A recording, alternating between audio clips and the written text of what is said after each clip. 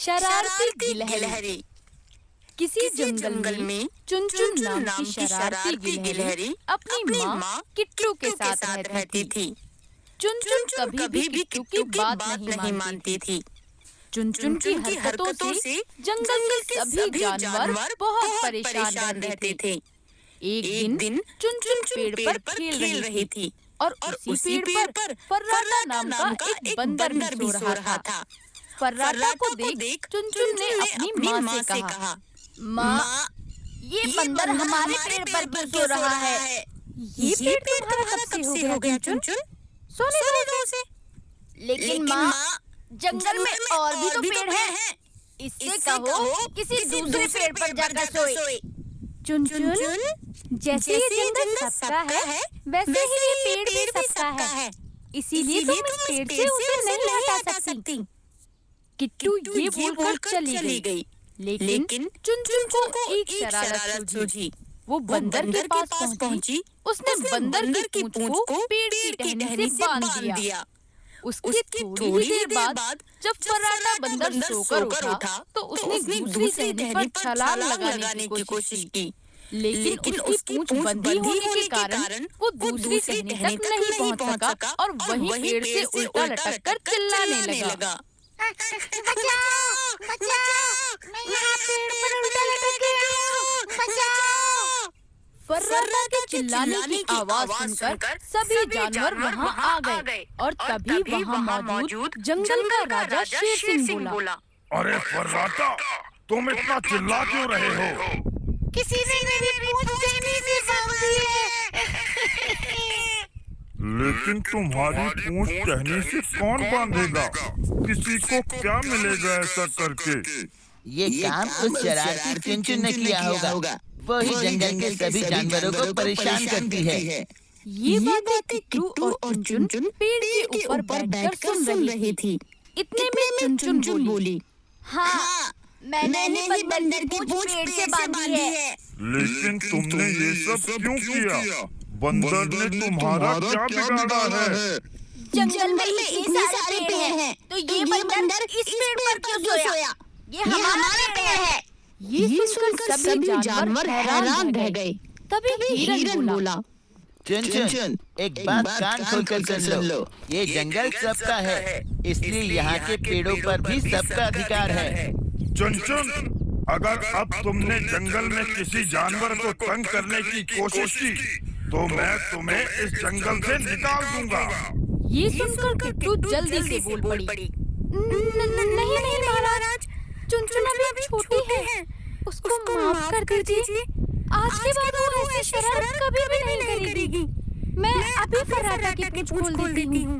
ये कहकर किट्टू फर्राटा बंदर की पूंछ पेड़ की टहनी से खोलने लगी और तभी फर्राटा बंदर पेड़ से गिर गया। इतने में शेर सिंह बोला, किट्टू,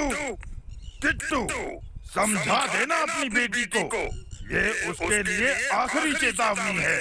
ये बोलकर शेर सिंह और जंगल के बाकी जानवर वहाँ से चले गए और किट्टू ने चुनचुन से कहा, चुनचुन, तुम ये शरारतें करना कब छोड़ोगी? तुम्हारी ये ना समझी किसी दिन तुम्हारे लिए मुसीबत बन जाएगी, समझी? किट्टू की बात का चुनचुन पर कोई असर नहीं हुआ। ऐसे ही कुछ दिन बीत गए कि तभी किट्टू को किसी काम से जंगल से बाहर जाना पड़ गया और उसने चुनचुन से कहा, चुनचुन, मैं एक जरूरी काम से जंगल में बाहर जा रही हूँ, लेकिन तुम यहाँ किसी को परेशान मत करना और जंगल से कहीं दूर मत जाना। ठीक है माँ, आप चिंता मत करो, मैं किसी को परेशान नहीं करूँगी। लेकिन चुनचुन की बात पर किट्टू को विश्वास नहीं था। इसीलिए उसने अपने पड़ोस में रहने वाले कालू कौवे से कहा, कालू भाई, मैं जंगल से बाहर जा रही हूँ, एक दो दिन में वापस आ जाऊंगी। क्या तुम चुनचुन का ख्याल रखोगे? ठीक है किट्टू, लेकिन जल्दी आने की कोशिश करना। तुम्हारी बेटी को ज्यादा दिन तक संभालना मेरे बस की बात नहीं है। कालू भाई, चिंता मत करो, मैं जल्दी आने की कोशिश करूंगी। ये बोलकर किट्टू चली गई और चुनचुन वही जंगल में रहने लगी। एक एक दिन चुनचुन पेड़ पर अकेले बैठी सोच रही थी, माँ को गए हुए कितने दिन हो गए, क्यों ना मैं भी जंगल से बाहर जाकर माँ से मिलूं। माँ मुझे देखकर कितना खुश होंगी। ये सोचते हुए वो पेड़ से उतरने लगी ताकि वो जंगल से बाहर जा सके। लेकिन पेड़ से उतरते हुए उसे कालू ने देख लिया और वो बोला,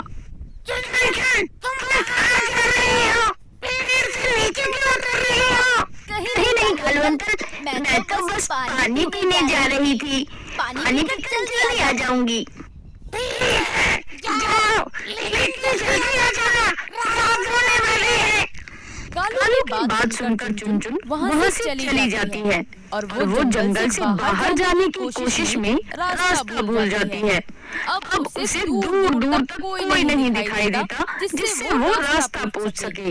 उधर किट्टू जब पेड़ पर वापस आई तो उसे चुनचुन कहीं नहीं दिखाई दी। उसने कालू से पूछा, कालू भाई, चुनचुन कहाँ है? उसने थोड़ी देर पहले मुझसे कहा था कि वो पानी पीने जा रही है। उसके बाद अभी कहीं नहीं लौटी। कहीं वो किसी मुसीबत में न फंस जाए। हमें जाकर उसकी मदद करनी चाहिए। और रात भी होने वाली है। हमें अभी जाकर जंगल के सभी जानवरों को बताना चाहिए। ये कहकर किट्टू और कालू ने जंगल के सभी जानवरों को सारी बात बता दी। सभी चुनचुन को इधर उधर ढूंढने लगे, लेकिन वो कहीं नहीं मिली। तभी कालू को आसमान में एक बाज उड़ता हुआ दिखाई दिया। तभी कालू ने कहा, इस समय ये बाज आसमान में क्या कर रहा है? लगता है वो अपना भोजन ढूंढ रहा है।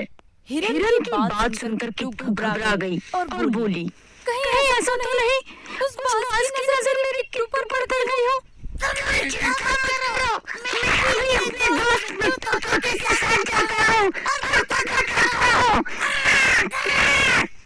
ये कहकर कालू मिट्टू के साथ बाज का पीछा करने चला गया। उसने देखा कि बाज चुनचुन के ऊपर मंडरा रहा था। ये देखकर कालू समझ गया कि उस बाज का शिकार चुनचुन ही थी। उसने सारी बात जंगल के जानवरों को बता दी और वापस चुनचुन की मदद करने मिट्टू तोते के साथ चला गया। अब बाज ने मौका पाकर चुनचुन को अपने पंजों में दबा लिया। ये देखकर कालू बोला,